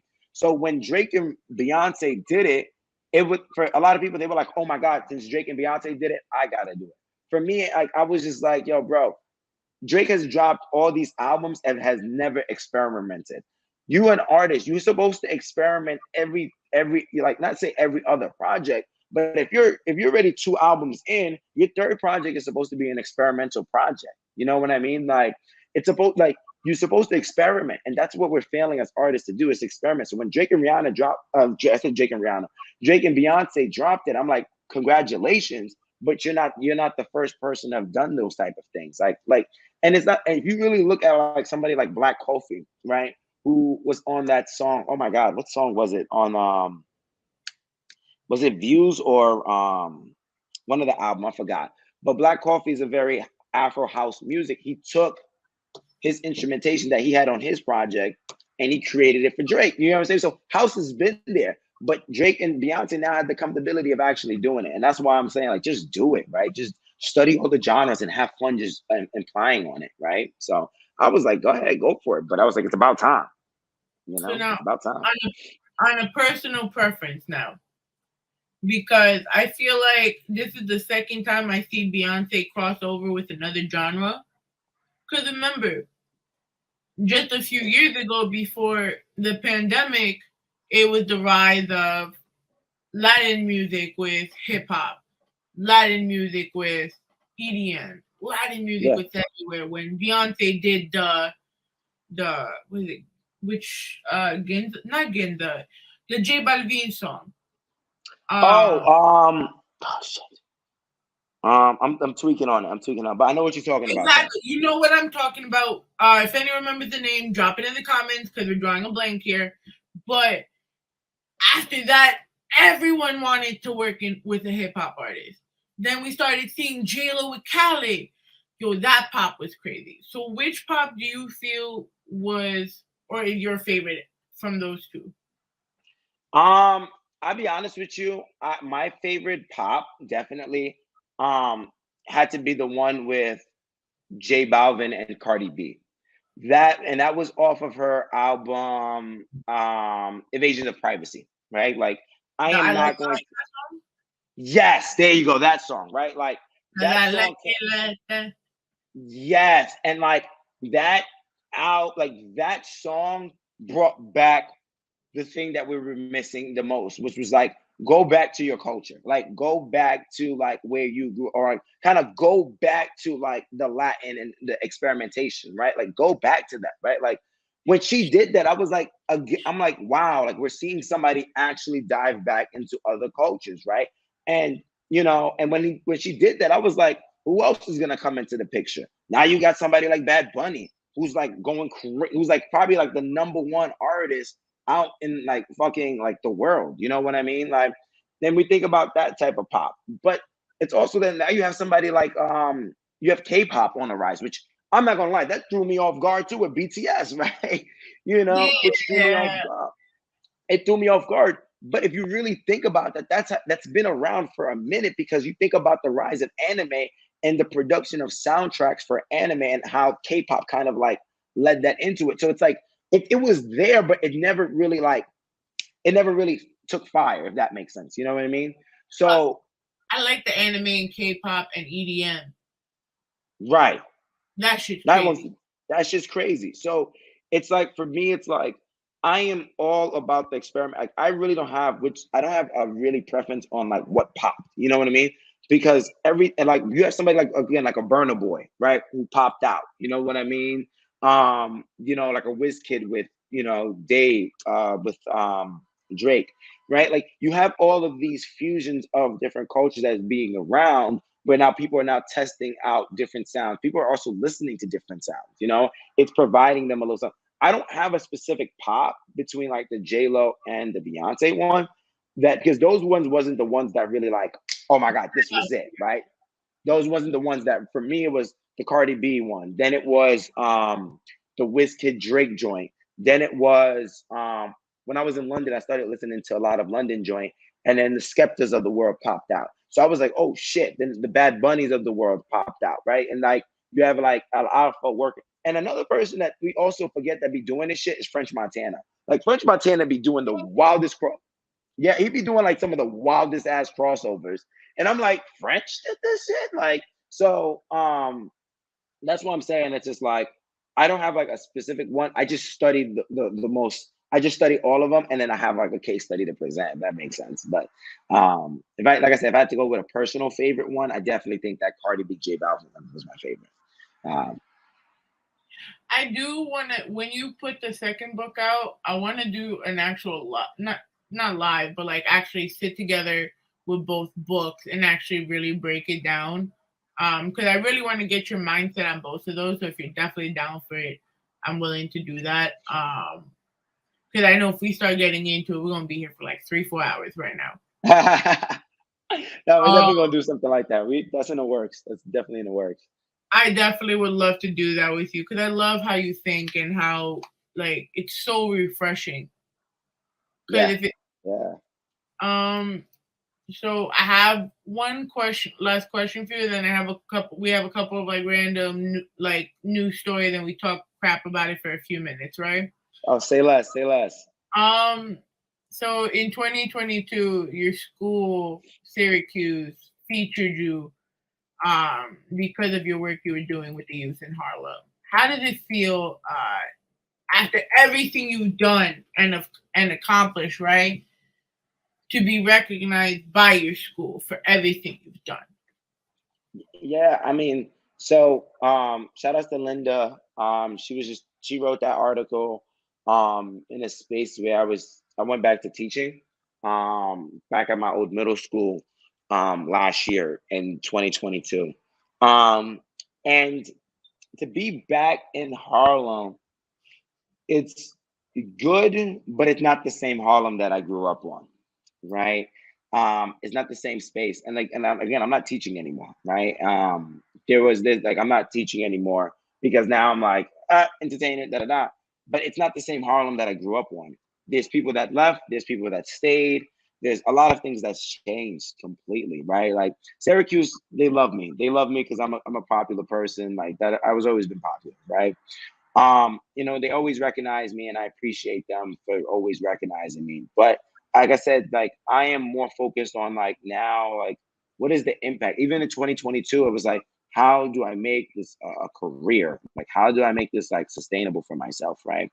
And I want people in the community to model my setback, to model, my lane, right? I'm not gonna say I had the most perfect lane, right? Like, there's a lot of bullshit that I did that could have hurt shit. And if I'm sorry, I'm sorry, but it's a me season. Like, you know what I mean? It's a me season.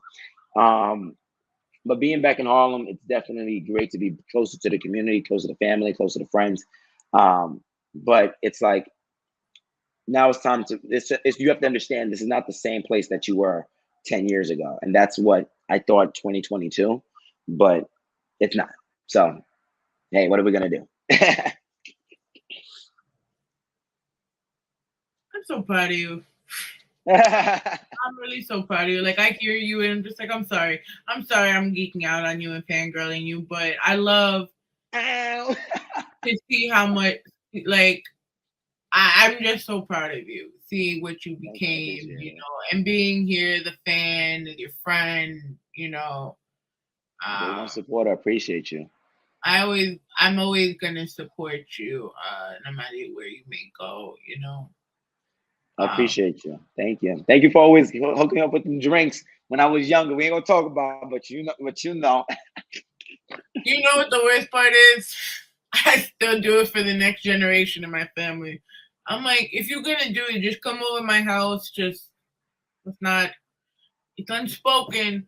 You can't tell your friends I'm letting you do this. I'm not doing no teenage house party. I love it. But I'm still that auntie. Oh my God, beautiful. Never change, Katie. Never change. I try not to, and I feel like the pandemic, I went through so much between 2021 and since 2020. Especially after Fame died and my brother, and it kind of, when you have two traumatic things like that, because I had a tumultuous like relationship with my brother.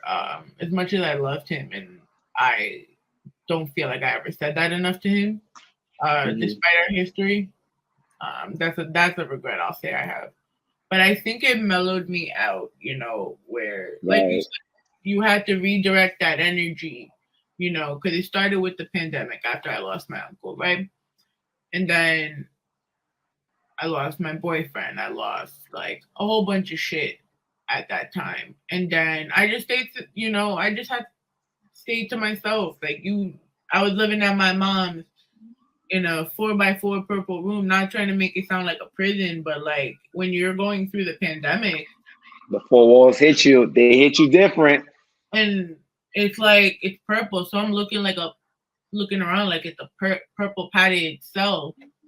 But thank God I had 22 seasons of Law and Order and DTF to kind of get me through that. Yo, it took a whole year. It took a whole pandemic for me to finish that series. And I was okay with that. I was so okay with that. Olivia Benson is life. But it kind of teaches you that you should have been better to people. You should have been pick up new skills, because I definitely learned how to roll, so I can stop asking Miko to roll shit for me. And the best part is now there's cones, so please, once again, hit up Just Blaze Organics and get your cones. Tell them Ivy sent you. Say less. But it's all about change. It really is. And a lot of the energy that was there, it shouldn't have been there. And I see, like, Seeing you do so much inspired me to do better. You know, seeing my friends, seeing, you know, now I have the 2 kids. I have my boyfriend and his 2 kids. You know, having a I made my nephew a year younger. Having a 17-year-old around. Right. You know, I have my brother's son now more often, and now he wants to work with Rawrrzone. You know, like intern stuff. Fire. You know, because he eventually wants to go into like the military. But I told him, give me another year, because if you tell me you go in at 18, that means you're getting ready in like a few months from now. So that means I only got you for like 2 months. So no, give me a little more time. So we're negotiating his contract right now. But he wants his acting gigs too, and his headshots and everything. It's beautiful. It's awesome, though.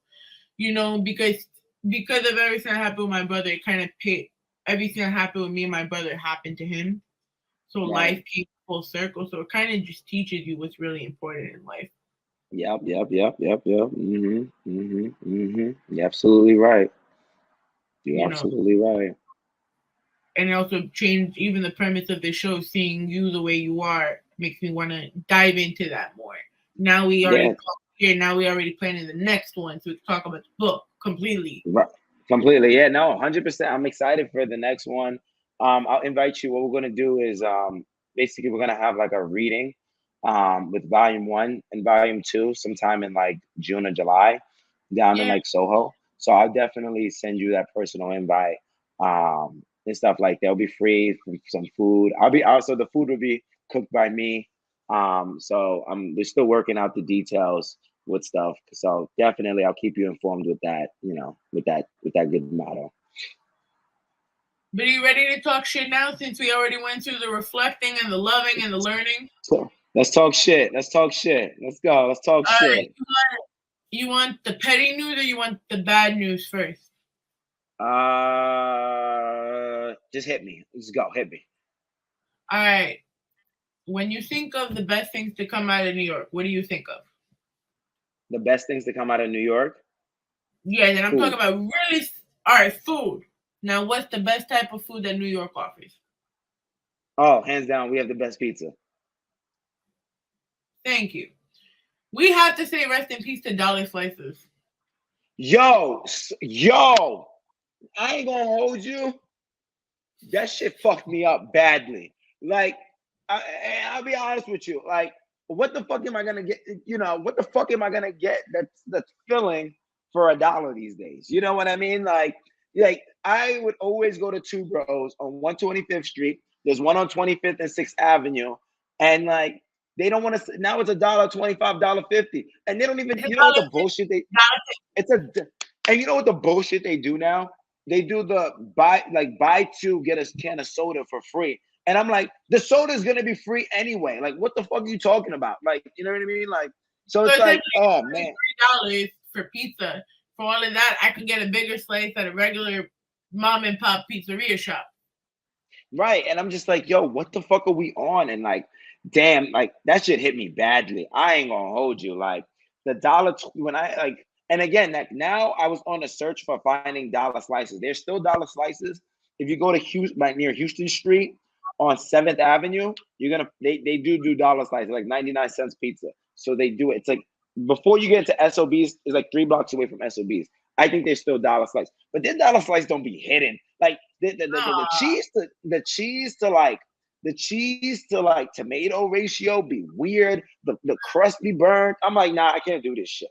Nah, so I don't know. I'm in a very weird stage with New York and the inflation that's happening. So fuck them for canceling dollar pizza. That's just crazy. So according to the statistics, though, over the past year, inflation has sent prices soaring for everything from groceries to gas. Last July, the price of flour and prepared flour mixes when purchased in the U.S. city rose 22% from 2021, as per data from the Bureau of Labor Statistics. That's wild. They got, you know what's also crazy? I used to buy honey buns 2 for $1. Now with only $1, I can buy 1 honey bun. I said, what the fuck is this? What the fuck am I do with this? Yo, the honey buns, and then remember the ices, the little ones with the little. Now I got paid how much? $2. No, I'm good. Yeah, damn that cocoa mango cherry shit. I'm throwing that shit right out the garbage. Fuck that for $2. Yeah, you're crazy. I mean, yo, the ox are killing me right now with my favorite shit. Come on. I'm straight drinking water now. That's it. Give me with $1, I'll just drink water. I'll do my water fasting. Not even that, and not even that. Even if you buy a water, if you have to pay with the card, you gotta pay tax now. Yeah, nah, I'll be honest with you. I've been skimming. Once they did that 4% upcharge fee, I carry cash like no tomorrow. Like, I mean, that's it's cash is becoming king now. No pun intended. But like, I carry about $100 every week, and that's how much I spend. It will. Yeah. Yep, that's it. That's it. Don't give me $100 and I work in a smoke shop. Like, I can't on the card. Yeah. I gotta keep it on the card, man. Shout out to the iceberg. Oh man. Oh my god. What other shit we need to talk about? So let me ask you a question. Say you have a girlfriend. I'm not saying whether you do or don't. But say you have one in this situation. And a famous star, you take her to a concert, she goes to a concert and a famous person asks her to go on stage and he gives her a lap dance. Are you breaking up? Is it that Chris Brown shit that happened? Is you talking about that Chris Brown thing, aren't you? Yes. So the girl that got her phone broken by Chris Brown because he threw it into the crowd after giving her a lap dance. Her boyfriend broke up with her. Wait. Yeah, I read that, and I think it was in the shade room, and I'm like, dog, it's really not that serious. Like, it's really not that serious. Like, it'd be different if like Chris Brown like fucked her, or like I mean, making out on stage with Chris. Like for me personally, like if like, they didn't even make out, you just give her a lap dance. Yeah, like it's not that like nah, he's doing the most. He's just doing the most. I think that was the stupidest shit ever. Like that's so petty to the maximum, like everything. Like stupid, like bro, like no, I'm not breaking up. Like damn it, I would love a lap dance from like Rihanna. Like, you know what I mean? Like you think to fuck. Like, nah, that shit is crazy. That shit was I read that shit. I'm like, bro, that's crazy. You have insecurity problems. Like I'm looking at the picture. They weren't making out. They weren't making out. He broke up with her. She doesn't think that she was wrong, and I don't think she was wrong. That was like a moment that she's gonna remember the rest of her life. And then he goes, "I want my 500 euros and my girlfriend back." Wow, Jesus. And then one follower commented, "Break up with her right now. She knows better." Dashboard just to update everyone regarding the Chris Brown concert. I'm no longer with my girlfriend, but she says she doesn't think what she did was wrong. Chris recently sparked fury. All right, he grabbed her by the throat, bro. Like that's his home. Bro, that doesn't even mean anything. Ugh, that don't even mean anything. Like he has insecurity problems. He should see a therapist. Like, why? First of all, on top of that, like the video is on the thing, and people are writing that it's disturbing. Like, wait, what? It's not that serious. Everybody has insecurity. I realized in this dating world, a lot of people have insecurity problems. You know? If you like, people forget like the essence of R&B is all romance, sexual, passionate. That was where it came from, right? So if Chris Brown is looking, take Chris Brown's fault and flaws away, right? Take the Rihanna case, throw it to the side, and let's just focus Chris Brown as the artist, and he did amazing. He's done amazing since 2007. No one can have a career like Chris Brown did. You're not lying. They put him, like, while I still find it a little controversial, people put him on the same plateau as Michael Jackson. He's outsold Michael Jackson. How is he I'm being not. sued is disgusting? In the sense of if he's giving someone a lap dance that whatever, he could have been playing privacy. I think he's playing. What's that song? Rubber Tussin. What that? That song is so seductive. Oh, Under the Influence. Oh yes! Oh my God, that song is wild. I love that song like crazy. But even that too, like Chris Brown's that song came out in 2016. Yeah, I know.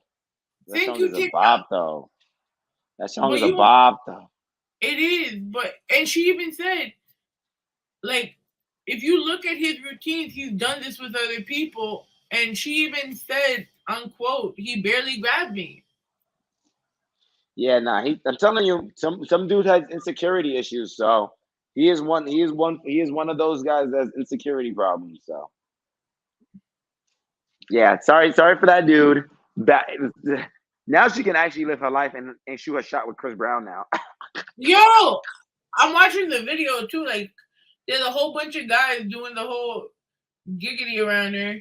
Oh, this is a GIF. That's why it's that short. Okay. But it's hilarious though, because I just sit here and I'm like, she's more interested in her phone than she was him. So how did that not give you the sense of, yo, she wasn't? I mean, if I got a lap dance from Chris Brown, I'm not, I would enjoy it. But sorry, babe. But I don't know. I just think that was wild. Super wild. That's wild. Yeah, no. But yeah, I read that shit. I was like, it was like on TSR or Shade Room or some shit like that. I was like, what? I was like, and then I just like, this is stupid. I saw where he threw the phone, though. It was hilarious. Yeah. I'm putting you on stage. You better pay attention to me, bitch. Yeah. I'm weird. All right. Babe. Right. What else will we got? I want to ask you, what you thought of Rihanna's performance since we mentioned her before for the Super Bowl? I thought it do it. I will say I was one of those people that like I was expecting more, but it sufficed, if that makes sense. Only because I did not know that I didn't know she was pregnant. First of all, when I saw that, I'm like, yo, is she fucking pregnant again? I'm not getting it out. Yeah, when I found out she was pregnant again, I was like, really? And I said, what? And then I said, okay. And I was like, she's performing while pregnant? And I was like, okay. So, and but then she did the Kanye on the platform thing, though. Yeah, I mean, I don't know why everybody's doing that move now. I mean, like, I'm like kind of overplayed now. I don't know why everybody, like Kendrick did that thing too with the platform rising and him trapped in the box. And I'm like, But wait, what, the all hip hop thing? You said what happened? You talking about for last year's Super Bowl, the all hip hop thing? No. He did it at his on his tour. So he did it on his tour when it was part of like the act of like being isolated, and I mean it fit the theme, but like everybody's doing that shit now. It's just like I'm like, okay, cool, whatever. But like yeah, it's like cool, it's cool, but like, I'm also looking for new designs and stage. But that's just me coming from a production side of things. But when Rihanna performed, that was like, yeah, like I'm not gonna lie, like Rihanna has a crazy ass catalog, and I will say that from off rip, like. I like it when I. Oh, for real? I do. I only have Good Girl, Gone Bad on CD because that's like one of my favorite. Like, it's like top 10 R&B albums for me. Like that album. Oh, Jesus Christ! Like that is up there for me. With Confessions and stuff. But like, yeah, that's my song. That's just my shit. Yeah, I thought it was just. It did what it did. I'm not gonna lie and say it didn't do what it do. But like, what was I supposed to expect her to like? Give me some crazy shit like, like Rihanna is a multi-billionaire. She does what she does. She stunted. She did what she did, and she got her check, and she bounced. What else am I supposed to expect from her? Like, what else was I supposed to expect from her? You know? So, again, I thought it was mid, but listen, she got the bag, she bounced, and she showed people how to do it. I ain't got no beef for her. Okay. So we're gonna play a little game really quick, and we're gonna close Yeah. out the show. I'm gonna Let's put do it. one after the game. I'm gonna take you out, close out the show, then bring you back. We do a screenshot, and then we get on our merry way. I'm glad I fit everything into schedule today. I love this. I'm so productive. Yes. Adulting. Okay. I love it. So these are our hot seat questions. All right. We're gonna start moderate, and then work its way up. Right. Okay. So TV or movies? TV. Football or basketball? Football. Baseball or basketball? Basketball. Football or hockey?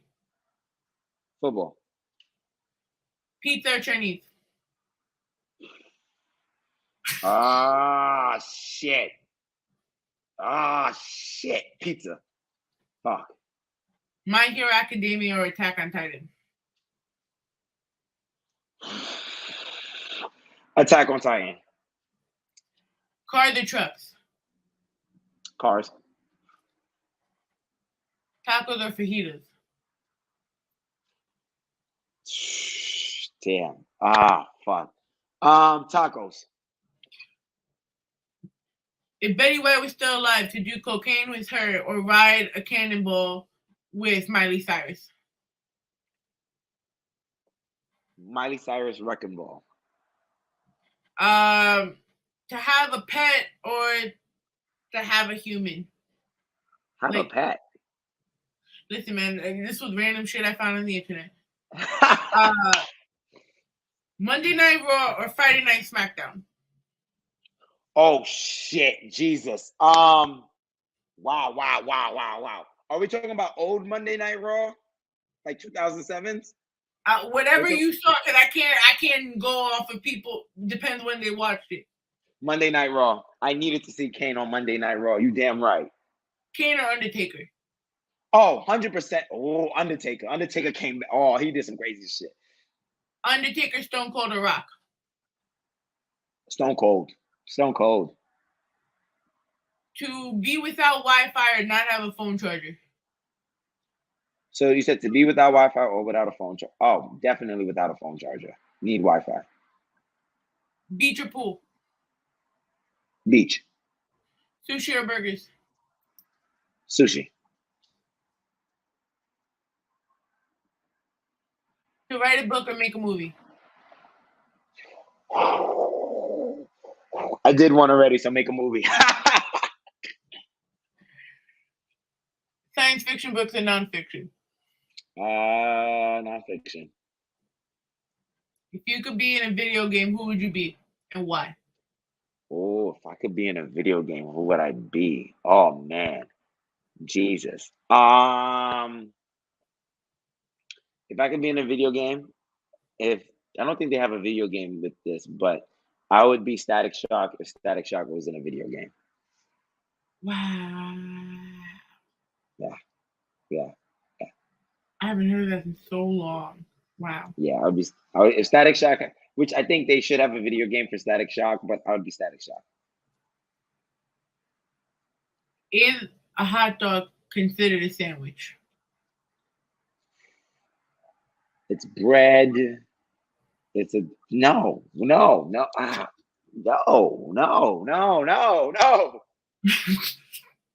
Is pineapple good on pizza? You said what happened? Is pineapple good on pizza? Yeah. Fuck yes. Fuck everybody that thinks it's not.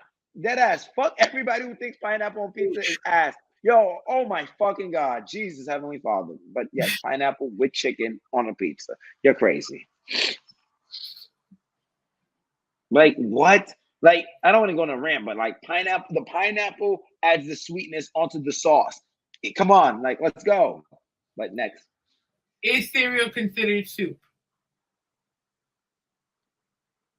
No. What? No. One's cold, the other one's hot. So you can't tell me the cold soup? I'm not drinking cold soup. Then it's not soup. It's just chicken broth that's cold with vegetables in it. My love, thank you so much for being on the show with me today. Thank you, Katie K, so much for having me. It was great. Yeah, it was great. You need to You come said what visit. happened? You need to come Yeah, visit no- one. Yeah, no, I'm back in the city now for about a month and a half now. So before I get back on the road, so let me know what your availability and we link up type shit. We got I mean, right. if you're not doing anything, I'm at work at 7 o'clock. You're more than welcome to pass by. Oh shit, appreciate you. I'm gonna catch up on some stuff, but let's shoot for it. Let's shoot for it either like next week or some shit like that. Cause I'm kind of off. So I'm like, let's shoot for next week. Let's do some shit. And and 420 is about to be on the way. So you know what the vibes is.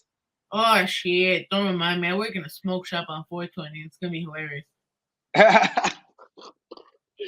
Oh man! But my love, please tell them where they can find you. Yeah, you can find me if it says it right there, Anthony Obas. So Anthony Obas, Facebook, Instagram, Twitter, YouTube.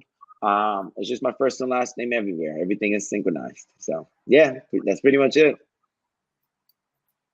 Okay, so I'm gonna take you out. I'm gonna do the closing. I'm gonna end the recording, and then we're just gonna come back and take a photo. And yeah, let's do it. Yeah. All right, hold on. No, not you. Go. Remove. Okay, here we are. What's up, world? It's your homegirl Ivy. This was an amazing episode of Welcome to the Rawrrzone, episode 206 with Anthony Obas himself, Steel Bostonator, the man with the plan. You already heard it yourself. Stay tuned for his second book that's going to come out in September. The link to the first book, Turning Your Music into a Career, is out on Amazon right now. I know I probably butchered the name. I'm so sorry. But you can find us everywhere at www.rawrzoneny.com. You can catch us at our home of Elgin Sound Radio on the Live 365 app and on our website Tuesdays, 8 p.m. Eastern Standard Time on the Rawrrzone NYC website. You can catch us also on Pulso 82.3 FM on the Live 365 app. We are ASCAP, BMI, CSAC, Sound Exchange, PPL, and everything certified as you see right here on the beautiful fly made by Promo God herself.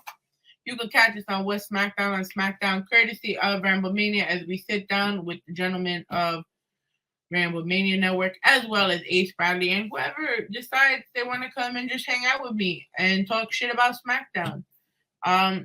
Don't forget, send your Rawrrzone pics. We need more music. We like music. We like to help artists. So email your stuff, mnrbookings@gmail.com.